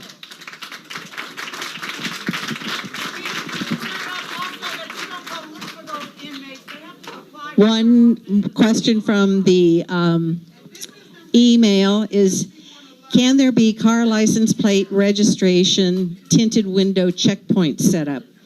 My understanding is the City of Oakland does not allow our police force to pull over cars for violations for illegally tinted windows and overdue license registration. This is of a concern because it seems like there's a lot of tinted windows that are being used in some of these. Good question. City Council.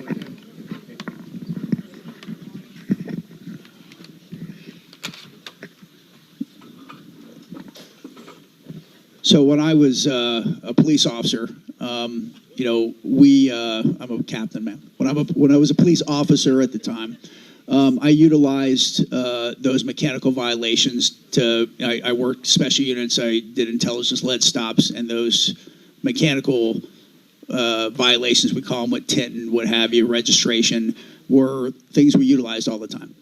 One thing we found out was it worked.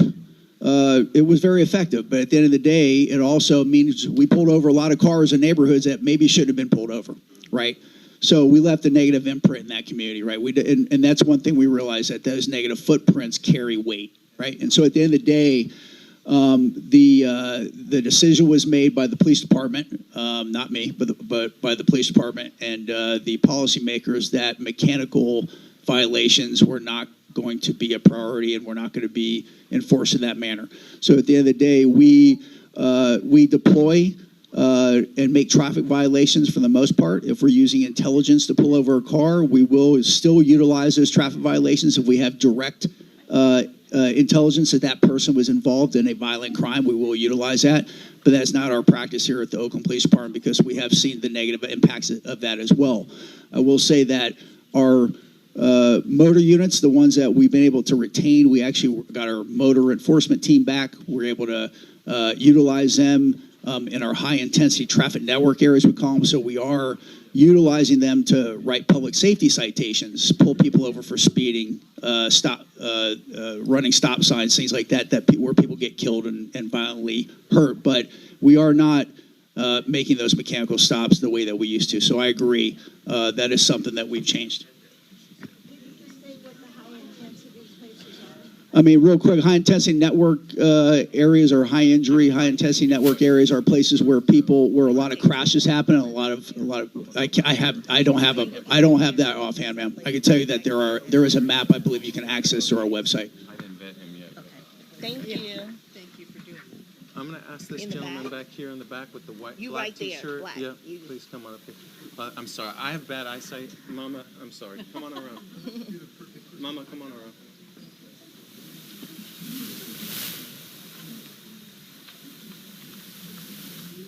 Thank you. Welcome. Keep it direct and short, okay? Yes, I just want to say, my understanding was that this was a community meeting, and we've all been talking about crime, and we've all been affected and impacted by crime. Why don't we start before the criminals become criminals? We, each individual in this room, can certainly volunteer to become part of the community and encourage these young people who may be going down the wrong path to go down the right path. But no, I don't remember seeing anyone in this room at any of the community groups or events that I attend, and I attend a lot. I charge everybody in this room, yes, crime is not good, but we can defeat crime by being involved. I'm so tired of people saying, blah, blah, blah, blah, blah, blah. What you gonna do? What you gonna do? You want to take it from here? That lady sitting right there. She has the map right there. Mama, come on up. Yes. Striped shirt. Come on up. Come on up. Someone give me a baby chair. I'm working on my squat. Getting back to the attention widows, you need to start showing up at the public safety meeting so we can change that policy. Yeah, and I think it's a great point before you go. We are NCPCs. There are 7 city council members, but there's 7 NCPCs and each 49 in total. You guys can come to your NCPC, meet your captain, meet your officers, and get the safety that you want, because you know them on a first-name basis. You have their number. Call them on their cell phone, not 911.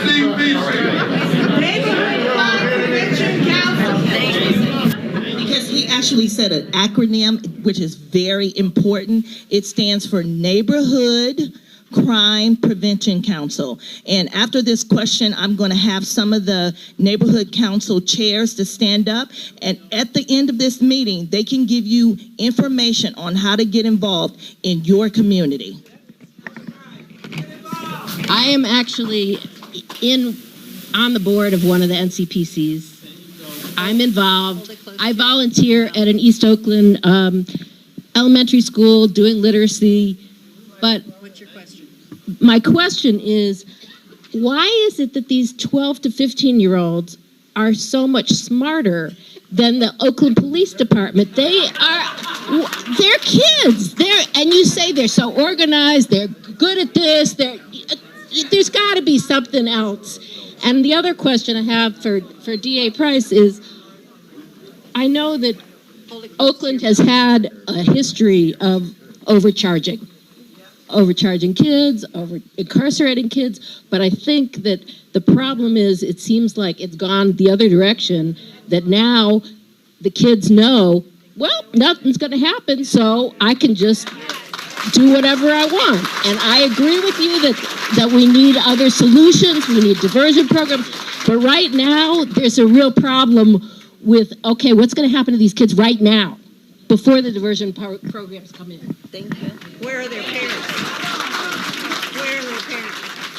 First off, this is our last question, so everybody, let's get a quick applause for Pamela Price, because she's going to cut out of here afterwards. Thank you. Thank you. So I think the question was similar to what I answered earlier, is what's going to happen to these kids, right? If we don't... My question was, if you don't charge them, I know that you're not going to have beyond, I'm a lawyer too, so I know you're never going to have perfect evidence beyond a reasonable doubt. So it's a discretionary decision. You set the policy, you're the DA, you tell your charging DAs how you want them to operate. You tell them, okay, we're going to look at these crimes this way, or we're not. So you can charge these kids, and they may not get convicted, but there are plea bargains. Things get pleaded down. It seems like right now it's okay, if we don't have an airtight case, we're not charging anybody. Go home, and you can do it tomorrow again.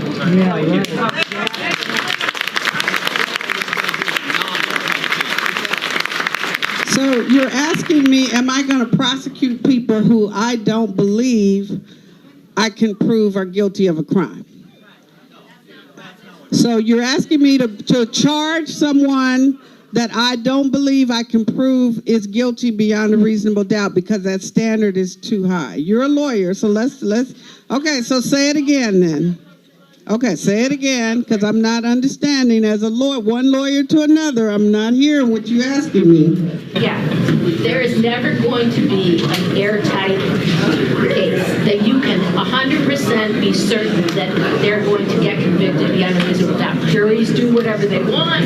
Juries are unpredictable.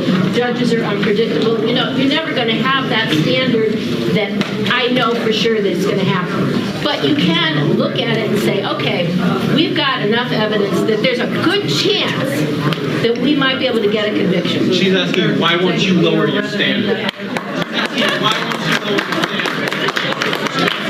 I think Brooklyn has it. Why won't I lower my standard?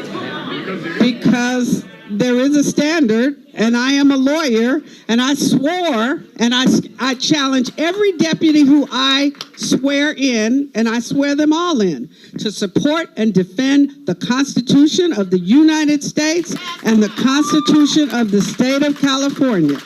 And if you believe that none of my deputies are capable of proving a case beyond a reasonable doubt, you are mistaken. Because there are numerous children who are in our juvenile hall. I have been there. We are incarcerating young people. We have them at Camp Sweeney. We have them at juvenile hall. We have some of them under probation. If they meet the lawful legal standard, they have been charged. As you acknowledge, we've been overcharging young people in this community for decades. We are continuing to charge them according to the standard. I cannot direct the juvenile deputies to have a different standard for juveniles, a lower standard for juveniles than the deputies have for adults. And if we do that, then we betray our constitutional oath.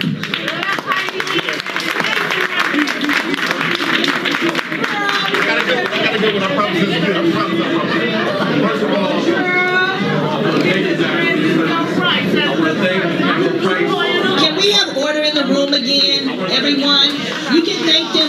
the meeting, please? You're being disruptive. Yeah, you're being disruptive right now. Our wish list, and for you, of city council wish list. That's a good question. Okay, so we'd like to thank everyone for coming this evening, but we would be remiss to see if Councilman Dan Cabb would have something to say. He is your council member of District 1.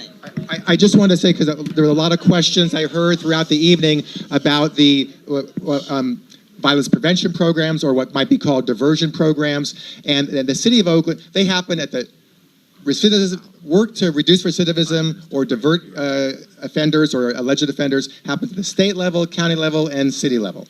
All right, at the state level, what we need to do is fund rehabilitation programs in our state prisons. That, more than anything else, will reduce recidivism. San Quentin is a good example. All the other state prisons are poor examples. 2, at the county level, you're right. The DA is correct. The probation department is the primary location where offenders, adult or juvenile, get kind of moved over to some kind of a county-related agency or an NGO that's contracted with the county. At the city level, I'm being very quick here. At the city level, we fund in different ways. We fund violence prevention programs, and we doubled that budget 2 years ago. We have our Measure Z public safety measure that was passed several years ago, and like $9 million or so per year goes to NGOs that work to help kids and adults kind of move out of the violence. We have ceasefire program when the city council repeatedly has said ceasefire and our criminal investigations division are the 2 key parts of OPD. They're all important. The 2 key parts of OPD that should not be cut, should not be reduced. They should be fully staffed to the extent possible. We also have our children, Oakland Fund for Children and Youth, which also funds to some extent youth programs that could move some kids out of potentially prevention ever going into crime. These are all things that Oakland does. Given our size and our budget, we probably do more of those programs, not enough, but more than most other cities our size, but it's not nearly enough. It is not nearly enough. We need more state funding, more county cooperation. There's a lot more to do to help with 911 dispatch, which I'm working on personally, and to get more violence prevention and diversion type programs engaged at the city and county level. Pamela's right. Talk to your county supervisor, talk to whoever you can talk to at the county level, not instead of, but in addition to all of us at the city council and the mayor. City and county, talk to us both, lobby us both. We're both city and county together are part of the solution, not just one or the other.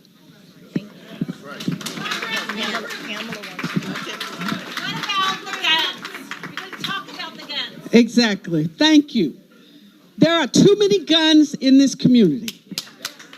And that is what I wanted to say. So thank you. We didn't talk about the guns. There are too many guns in this community.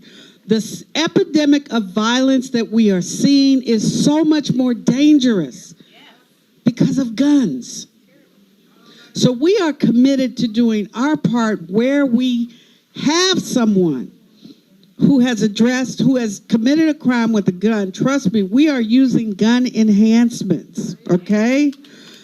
Unfortunately, we live right now in a community where there's too many guns.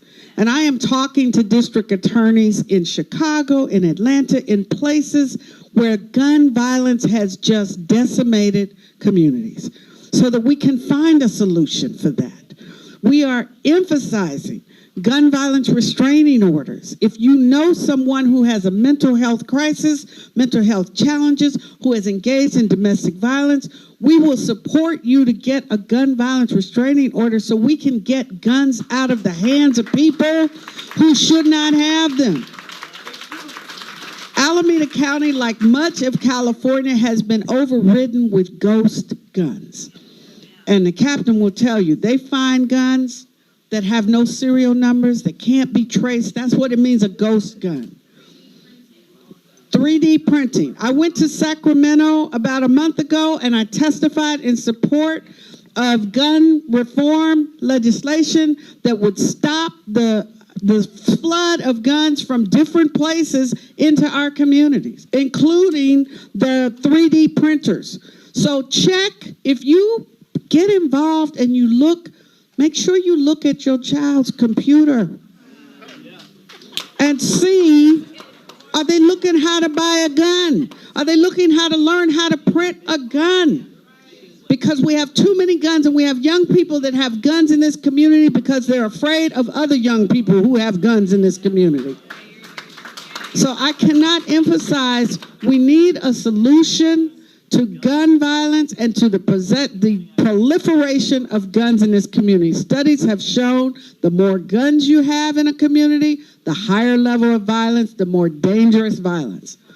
On August the 1st, we are hosting at the Family Justice Center for the first time in history, National Night Out.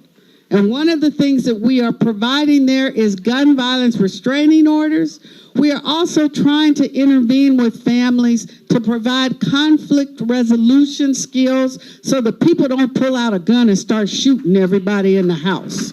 And that's what I see. That is what I see every day. And trust me, it breaks my heart. I wanted to say to you, every morning at 8 o'clock, he reminded me, I'm on the phone with my chief deputies. We are on the phone every morning at 8 o'clock. Sometimes they show up at 8:10, and I'm like, hey, we got to do better. Because we are trying to, one, put this organization back on the right track, because you don't know how far off track it has been. But what we discovered when we got there was literally a hot mess. And so we have been cleaning up that mess, and we have also been addressing as much every Tuesday, Wednesday, and Thursday, we focus on cases. And we are doing as much as we can to reduce the violence, to hold people accountable, and to make sure that we're doing our part. It's going to take everybody to step up to this. So I cannot emphasize that enough. Thank you for bringing that up. We got to find a solution to gun violence. If you got a solution to gun violence, email me, okay? Because I need that. Right, registration, but the guns that are out there are not, these are illegal guns. Young people go to Nevada. My friend told me, who worked at Youth Uprising, young people in the pandemic, they were going to Nevada. And she said, why are they going to Nevada? Because they can buy a gun and bring it back here. So we got a problem, and that is not unique, but we have to do better to address it. So thank you.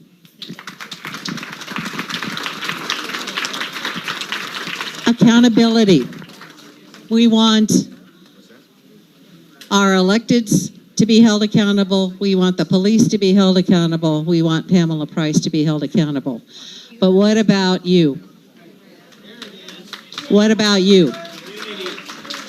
So I want you to really think about that. If you know somebody, some young person, if there's some young person that has a gun, talk to their parents. Or are you the parent? So who's the parent in that family? Also, North Hills Community Association is going to be holding, if you want, a security camera meeting in August, on August 24th. We have held them in the past. If you are interested in putting a camera, a license plate reading camera, on your property, not facing into anybody's home, but you can do that, and we will tell you how. So if you want to raise your hand, are you interested in that at all? Okay, if you go on Open Forum, we'll be announcing it.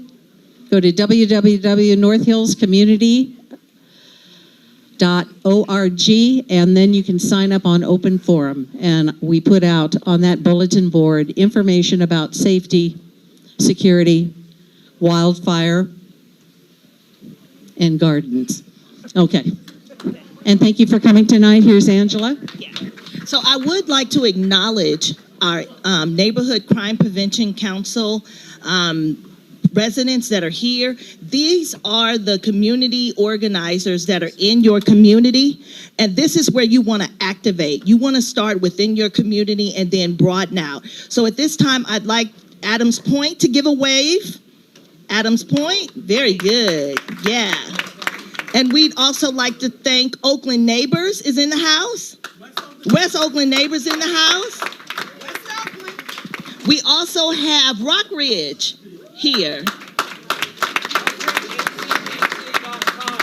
We have Jack London, that's here.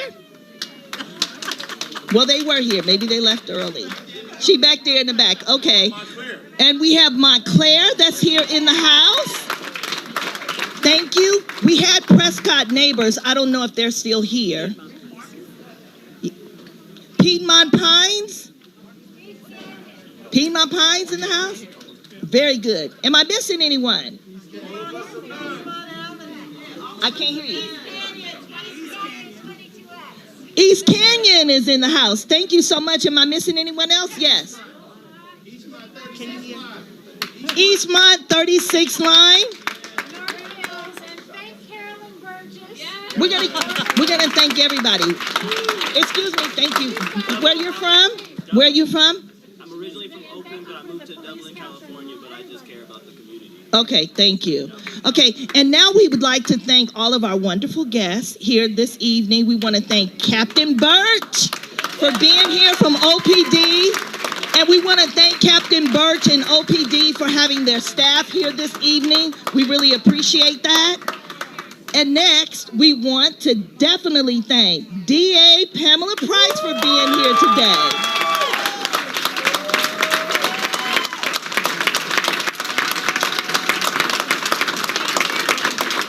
And we want to thank her staff that also accompanied her this evening. Thank you so much.